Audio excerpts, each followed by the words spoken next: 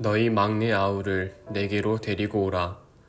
그러면 너희 말이 진실함이 되고 너희가 죽지 아니하리라 하니 그들이 그대로 하니라. 그들이 서로 말하되 우리가 아우의 일로 말미암아 범죄하였도다. 그가 우리에게 애걸할 때에 그 마음의 괴로움을 보고도 듣지 아니하였으므로 이 괴로움이 우리에게 임하도다. 르우벤이 그들에게 대답하여 이르되 내가 너희에게 그 아이에 대하여 죄를 짓지 말라고 하지 아니하였더냐. 그래도 너희가 듣지 아니하였느니라. 그러므로 그의 핏값을 치르게 되었도다 하니 그들 사이에 통역을 세웠으므로 그들은 요셉이 듣는 줄을 알지 못하였더라. 요셉이 그들을 떠나가서 울고 다시 돌아와서 그들과 말하다가 그들 중에서 시므온을 끌어내어 그들의 눈앞에서 결박하고 명하여 곡물을 그 그릇에 채우게 하고 각 사람의 돈은 그의 자루에 도로 넣게 하고 또 길 양식을 그들에게 주게 하니 그대로 행하였더라.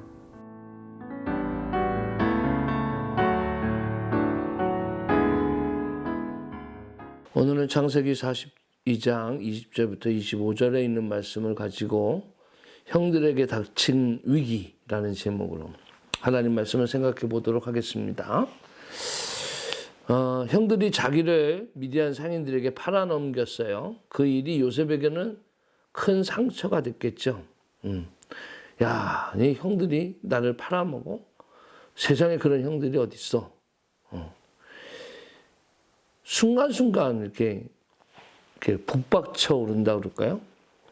가만히 있다가도 과거에 뭐 어떤 사기를 당했다거나 과거에 어떤 갑자기 생각이 나가지고 갑자기 그냥 기분이 나빠지는 경우, 그런 경우 있지 않습니까?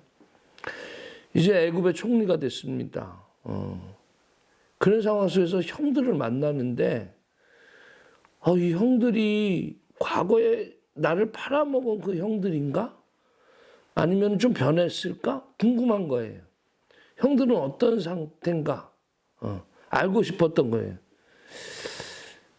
오늘 본문 말씀 쭉 읽어 내려가다 보면 요셉의 형들의 모습이 참 다행이다라고 생각될 정도로 변해요. 베냐민을 데려와라 라고 요셉이 이제 요구를 한단 말이에요.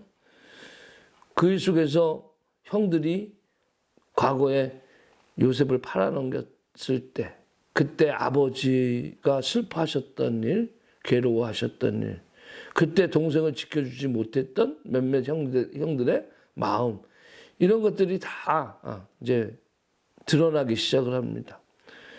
21절에 보면 우리가 아우의 일로 말미암아 범죄하였도다. 그가 우리에게 애걸할 때에 그 마음의 괴로움을 보고도 듣지 아니하였으므로 이 괴로움이 우리에게 임한도다. 이렇게 얘기를 합니다. 그러니까 요셉을 생각난 거예요. 예전에 요셉을 팔아넘겼던 그 일들을 생각하면서 눈물을 흘리고 있는 형들의 모습. 참 세월이라는 게 우리를 많이 변하게 합니다. 좋은 것을 나쁘게 변하기도 하고 나쁜 것을 좋게 변하기도 하는데 부디 여러분들의 삶 가운데 세월 속에서 나빴던 것들이 좋게 변하는 역사들이 있었으면 좋겠어요. 예전에는 내가 성격이 너무 좋았는데 지금은 뭐야? 지금은 나쁘다는 얘기 아니겠습니까? 이런 일들이 아니라 예전에는 성격이 참 괴팍했는데 지금은 어때요? 온순해지고 그렇게 됐다. 좋게 변하는 것들이 우리들에게 있었으면 좋겠습니다. 그때에 머물러서 살면 절대 변하지 않습니다. 그러니까 미국의 70년대에 이민 간 사람들은요, 한국을 70년대의 한국으로 기억합니다. 더 이상 발전하고 뭐 이런 것들에 대해 기대를 하지 않아요. 그때 그 모습으로 기억을 한다는 얘기예요. 세월이 지났는데도 불구하고 거기에 머물러 있는 거죠. 오늘날 우리들이 많은 사람들이 변하지 못하는 이유가 바로 무엇이냐 하면은 상처를 받았어요. 그런데 상처받은 그 시기에 머물러 있어요.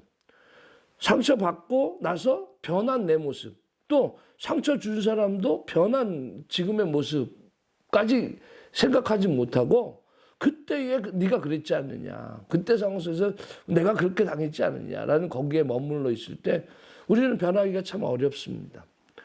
오늘 우리들의 삶 가운데 좀 지혜롭게 우리의 삶의 현실을 좀 바라볼 줄 아는 모습이 되었으면 좋겠습니다. 그래서 변화되는 거, 잘못된 것들을 좀 이제는 이렇게 잘됨으로 우리가 변화되는 일들이 있었으면 좋겠어요. 요셉의 형들은 그랬어요. 요셉의 형들은 과거의 지난날의 잘못을 통해서 어떻게 됩니까? 변화돼서 지금 똑같은 실수를 범하지 않고 있어요. 베냐민을 데려와라 라고 얘기할 때 그럴 수 없다. 우리 아버지의 아픔은 우리가 아는데 어찌 그럴 수 있느냐라고 얘기합니다. 그리고 이제 시므온은 이제 볼모로 잡아요. 볼모로 잡고 막내 데려오면 이제 풀어주겠다 이렇게 얘기를 합니다. 그래서 시므온을 볼모로 잡혀가지고 가는데 집에 갔더니 그 곡식 자루를 딱 열어봤더니 거기에 돈이 그대로 있는 게 돈이 물질이 땡 잡은 거죠. 돈 하나도 안 들이고 어떻게 됩니까? 그 곡식을 얻어온 거 아니에요. 이거 실수가 있었나 보다, 뭐 잘못한 것이 있었나 보다. 좋아할 수 있을까요? 못해요. 왜? 근심이 됐다 그랬습니다. 걱정이 됐다 그랬습니다. 각기 자루를 쏟고 본즉 각 사람의 돈 뭉치가 그 자루 속에 있는지라 그들과 그들의 아버지가 돈 뭉치를 보고 다 두려워하더니 그랬어요. 자기 게 아니기 때문에 그래요. 돈에 근심이 되는 이유는 자기 돈이 아니기 때문에 그래요. 남의 것 가지고 있으면 근심이 됩니다. 우리가 열심히 일해가지고 돈을 벌어요. 그래서 월급을 받아요. 그 월급을 내가 딱 집에 갖고 있으면 이 월급이 근심거리가 됩니까? 그렇지 않아요. 그런데 어디 가서 돈주머니를 주셨어요. 아니면은 뭐 어떤 불로소득 했어요. 그리고 가서 딱 갖고 있어 봐요. 그 돈이 얼마나 근심거리가 되는지 모릅니다. 왜? 내 것이 아니기 때문에 그래요. 내가 번 것이 내 수고로 얻어진 것이 아니기 때문에 그래요. 여러분들 이것이 복입니다.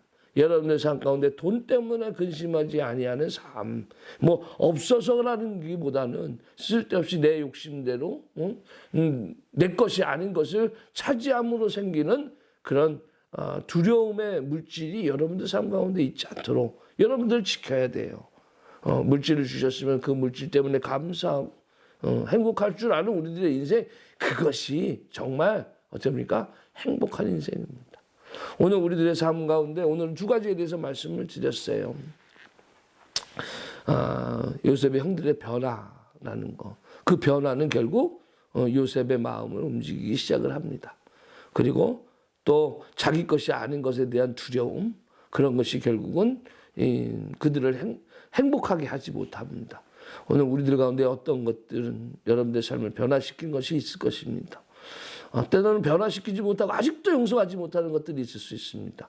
과거의 틀에 얽매여서 그곳에서 나오지 못하는 분들도 있을 것입니다. 여러분, 이제 세월 속에 우리들이 변화해야 될 것 같습니다.